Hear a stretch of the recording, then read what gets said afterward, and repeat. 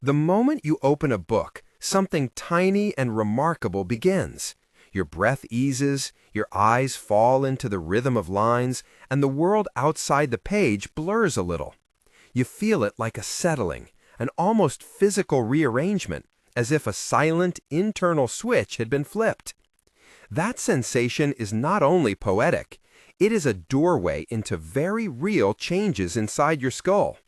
What reading causes in your brain is stronger than you think. Page by page, your nervous system, your attention, your feelings, and even your body's rhythms are nudged, rewired, and strengthened. Over time, these small changes add up to something measurable and, in many ways, profound. When you read, the first thing that happens is purely perceptual. Light reflects off ink, your eyes trace shapes, signals travel from the retina into the visual cortex at the back of the brain. But as soon as people started writing, the brain found a way to make reading easier. It borrows a patch of cortex originally evolved for recognizing faces and objects and turns it into a specialty, a field now commonly called the Visual Word Form Area, or VWFA. It's not a magic gene for reading. We don't inherit a reading module. Instead, the brain recycles existing tissue, shaping neural circuits through practice so that those scribbles on a page become reliable symbols for sound, meaning, and syntax. Think of it like a neighborhood being rezoned. The same streets and houses, but now filled with bookstores and classrooms. The VWFA is the brain's local adaptation to culture. What you practice, what you read, literally sculpts which roads get widened. But reading is not just visual decoding. Words call up worlds. You see the sentence, "The cat climbed the roof," and within a fraction of a second, your brain lights up regions that would be active if you actually watched a cat scramble. A little motor pattern for the climb, a sensory map for the flatness of the tiles, even a subtle shift in your posture, as if leaning forward. You smell jasmine in a line of prose, and the olfactory area stir. You read a description of a door slamming, and your breath quickens, your muscles tense for the sudden noise. This is embodied simulation. The brain uses the same networks for imagined and perceived experiences. Reading constructs a virtual reality inside you, using the machinery you would use for real-world sensing and movement. The words don't just describe, they simulate. That is why a powerful sentence can make your heart race even though you are sitting quietly on a couch. Those momentary simulations do more than produce vivid feeling. Over repeated reading, they strengthen pathways across large-scale brain networks. Deep, sustained reading engages attention systems, executive control circuits in the prefrontal cortex, and memory structures that stitch experience into long-term knowledge. You are training a muscle.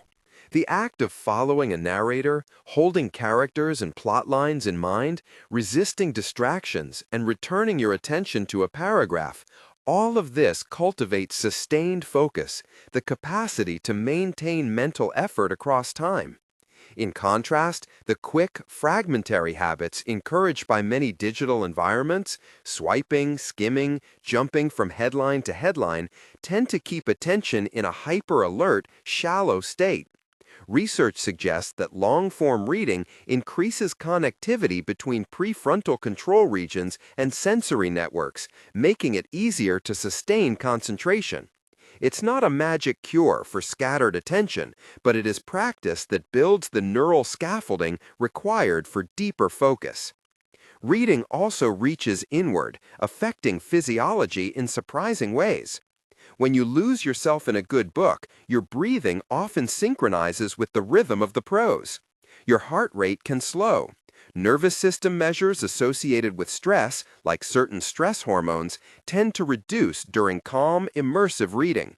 This isn't because ink is medicinal. It's because the brain's parasympathetic systems, the networks that promote rest and digestion, are more engaged when attention is sustained and threat monitoring subsides. The same sentence that makes you imagine the warmth of a summer afternoon can also invite your autonomic nervous system to relax, lengthening exhalations and lowering baseline tension. Reading aloud adds another layer. Vocalizing brings auditory and motor systems online, creating richer multisensory memories and often stronger emotional resonance. Shared reading, parents and children leaning over the same book, does something social as well. It synchronizes attention, creates shared physiological states, calmer breathing together, and lays down memory cues tied to voice, rhythm, and touch. These cues are powerful aids to language development and bonding. Genre matters. Fiction, for example, is particularly adept at recruiting social cognition and empathy networks. When you track a character's motives, imagine their feelings, or predict their actions, your brain engages systems used for real-life interpersonal understanding. This is why spending time in literary fiction can make you better at reading others' emotions and perspectives. Again, tendencies rather than guarantees, and certainly not a replacement for direct social experience, but a soft training in imagining minds other than your own. Poetry often takes a different route. Its compressed language and unexpected metaphors invite introspection. Regions associated with self-related thought and internal reflection become more active. The result is not merely pleasure. Poetry nudges the brain toward rumination that is less frantic and more associative, encouraging new links between memory, meaning, and feeling. All this gives reading a dual character. On one hand, it is intensely private and internal. Images, sensations, and emotions blossom in the reader's mind. On the other hand, it is deeply social. Reading builds neural habits that change how you relate to others, how you regulate stress, and how you allocate attention. Across the lifespan, these effects accumulate. In children, shared book time with caregivers bolsters language development, emotional security, and neural wiring for narrative comprehension. The tactile rhythm of a parent turning a page, the intonation of a voice reading aloud, and the visual cues of pictures and text together lay down multimodal memories that are surprisingly durable. Those early patterns, attention to story, the habit of listening, the association between calm and story time, can scaffold later independent reading practices. But not all reading is created equal. There's a difference between the slow, tactile experience of paper and the glancing, hyperlinked dynamics of screens. Paper provides stable spatial landmarks. You remember the rough size of a paragraph on a right-hand page, the feel of a bookmark, the faint crease where you turned a corner. These embodied cues support memory. Where information was located on a page becomes a retrieval cue for what that information was. Screens, especially those designed for distraction, often strip away such cues, creating a flatter cognitive landscape where location and physicality no longer anchor recall. Screens also come packaged with temptations, notifications, tabs, algorithms nudging you elsewhere. The brain's attentional systems are adaptive. Repeated habits of fragmented reading reinforce a mode of vigilance better suited to scanning headlines than to dwelling on a paragraph. Research suggests these are tendencies, not iron laws. Careful, focused reading on a screen can approximate the benefits of reading on paper, and some e-reading technologies now replicate spatial cues. Still, if your goal is depth and retention, intentionally creating conditions that mimic paper's embodied stability, single tasking, removing background clutter, using full screen modes can help. There's another cautionary dimension to reading's power: its moral and emotional neutrality. The brain does not judge content as you do. It learns patterns. If you repeatedly consume fear-driven, anger-heavy material, neural pathways associated with threat and arousal become easier to activate. If you cultivate texts that encourage curiosity, nuance, or compassion, your neural repertoire shifts in that direction. This is not to say reading will turn everyone into saints or monsters, but habits of content shape habits of mind. The ethical implication is simple: be deliberate. What you feed your mind matters because neuroplasticity listens. Over months and years, the stories you return to, the genres you favor, the voices you trust will orient attention and effective responsiveness in particular ways.